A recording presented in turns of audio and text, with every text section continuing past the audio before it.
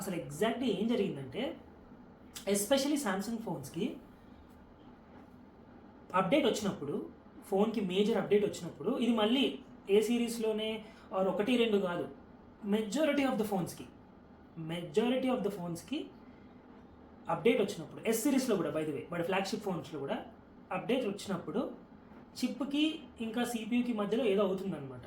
అంటే over heat అయిపోవడమో లేకపోతే ఏదో ఫలానా డింకనే ఏదో అవుతుంది. సో దానివల్ల ఫోన్ ఆగిపోతుంది. కొంతమందికి వాడుతూ ఆగిపోతుంది, కొంతమందికి ఇలా ఆఫ్ చేసి మళ్ళీ ఆన్ చేస్తే ఆన్ అవ్వట్లేదు ఇలా. సో వాళ్ళు ఏం చేస్తారు, రిపేర్ షాప్ వాళ్ళు చిప్ని తీసి దాన్ని ఏదో సోల్డరింగ్ ఏదో చేసి రీబాలింగ్ చేసి మళ్ళీ అతికిస్తారు అనమాట. ఆన్ అవుద్ది, పనిచేస్తుంది బాగా. నాలాగా మీరు సర్వీస్ సెంటర్ తీసుకెళ్తే మాత్రం డేటా కూడా దొబ్బుద్ది. డైరెక్ట్ వాళ్ళ దగ్గర తీసుకెళ్తే వాళ్ళు ఇది చేస్తారు కాబట్టి ప్రాసెస్ డేటా ఉంటుందన్నమాట. ఎందుకంటే నా కళ్ళ ముందే ఒక S23 అల్ట్రా తీసుకొచ్చారు, సేమ్ అదే ప్రాబ్లం అనమాట. ఆన్ చేసి ఇచ్చాడు, డేటా ఉంది. సో ఇది జరుగుతుందన్నమాట.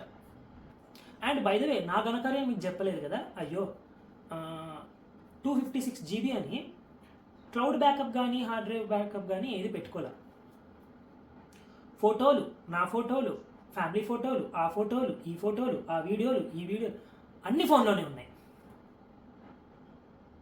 అన్నీ పోయినాయి. సో బేసిక్ అన్నీ లేవు, ఏమీ లేవు. కొత్త ఫోన్ ఇప్పుడు నా ఫోన్.